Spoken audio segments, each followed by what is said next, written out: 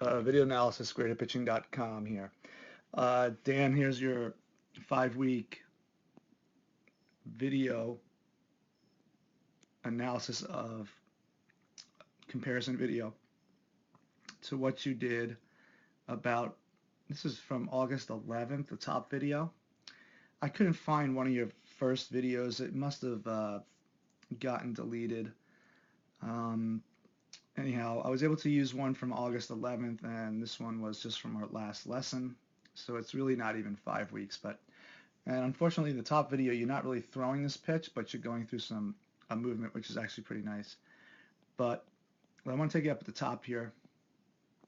Okay, so the bottom video is the last one we just did, our last lesson a couple of days ago.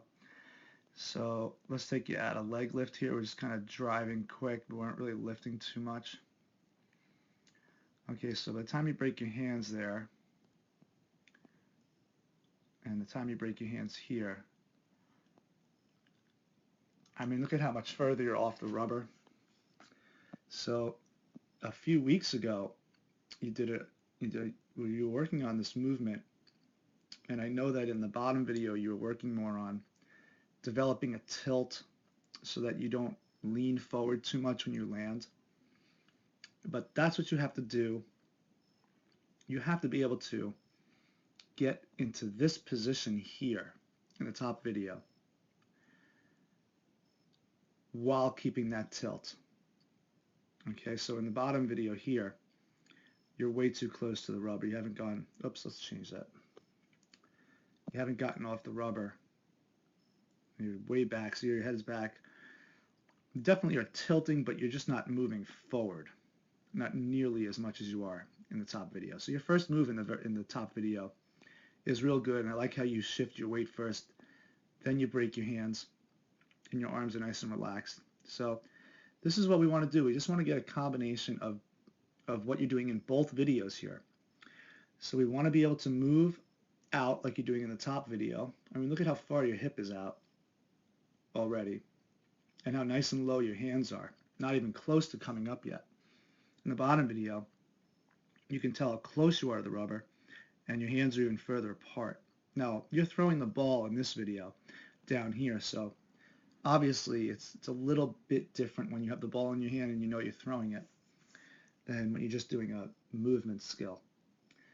But again, not to reiterate too much, but we want to get into this position here where we're off the rubber, our leg is in a good linear position, our force vector's angled near our front hip, and we want to be tilted back. Okay, so if you can emulate this picture up here in this kind of a movement down here with power from the back side, then you're right there. You're right in the position that you need to be. Now it's going to move you out just before front. Let's move you out just before you drive. Okay, so here you are just before driving. Okay, so again, you are definitely further off the rubber, which is good, so you have more momentum. Your arms are lower. Okay, so they're not getting activated yet. Here they're up. Okay, and they're starting to get involved in the throw. Now I want to take a look at your back leg. You have a good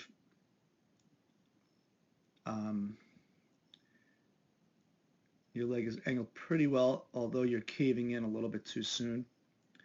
Much better in this picture here.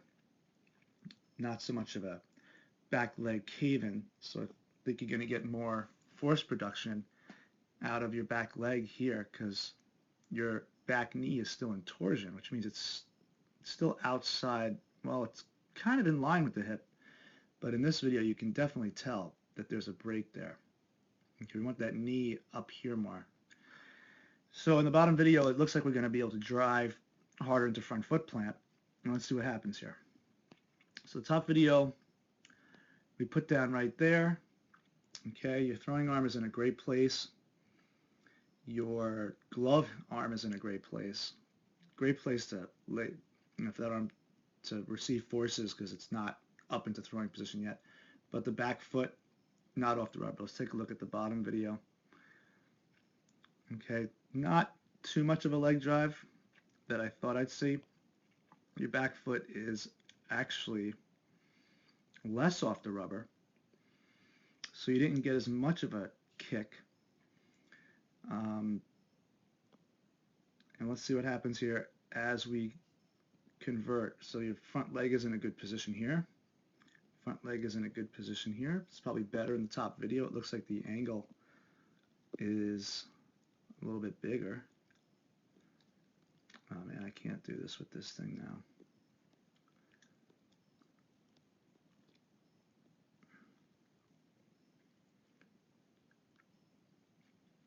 About 63.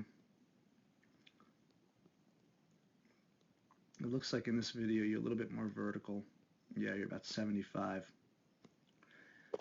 Okay, so as we continue on, let's see how we convert this power to your upper body now as the front leg gets down and braces up. So we're looking for that knee to brace. And I think this is where we're going to see a big difference, Dan, as to what you've been able to accomplish. So let's move you out in the front video, the top video here from a few weeks ago.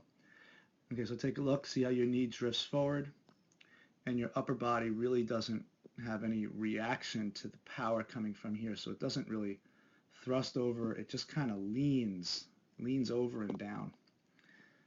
All right, so you get your foot down right about there. You're leading with your head. We want that head back here a little bit more. That's why that trunk lean is so important, at least in the beginning of the delivery. So let's take a look at the bottom video. Take a look at the back, the front knee stabilization. Good job. That's a big improvement. Front leg stabilizes, and watch how powerfully the trunk will thrust forward. It'll react to that power, and it'll just come flying forward. Arm lays back real nice. You even get some good leg extension there as the arm is coming through. Good flat back finish. Great arm angle, a great arm slot, and a good conversion of power there. Now in this video up here, obviously you don't throw the ball, so it's a little bit awkward to, try to, ghost throw a baseball like this. But you can see the difference. I mean, this is what you struggled with in the first few weeks, was being able to brace up the front side so that you don't get this sinking feel, like your hips are just sinking and your trunk is kind of just falling forward. We want the trunk to thrust forward like it does here to get that nice chest thrust out there. The arm lays back behind the chest and then follows the chest. And here, watch how your hips will just continue to travel and get lower, and the upper body just will fall on that, and it'll be harder for your leg to brace up, so it'll continue to brace up.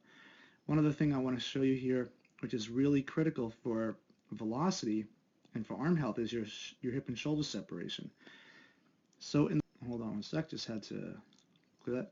In the bottom video, take a look at your hip and shoulder separation. Nice job. I mean, you got the hips moving here, probably because you just rotated more, so the hips were able to separate. But that's the feel of the separation that you want, but you want that separation from leg power, not so much of rotation. So when you're able to get that foot flying off the rubber, and that toe is out here more, and the heel is all the way up, then you'll get that. But that's the hip and shoulder separation that you're talking about that really improves velocity and really lends well to the arm as also. So when you get that hip and shoulder separation, that speeds up the trunk, and you get that trunk to get out over that knee real nice there. And you don't get that same effect here because you just keep drifting forward, so it's just more of a lean, and the trunk suffers from lack of power.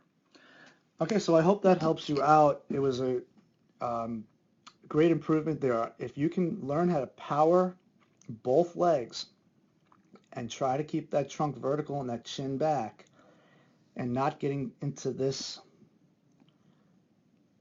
position here with the arm in a downward angle, but more in an upward angle, as you are in the top video. Okay, now when you get out to front foot plant, see how nice and straight you are? That's a lot better position to be in. Nice and straight. I mean, if you even have a little more of a tilt in that position, keeping that chin back, that'd be fantastic. So I hope that helps to show you some of the power moves that these high velocity pitchers are able to execute. And it'd be nice to work with you again sometime. Okay.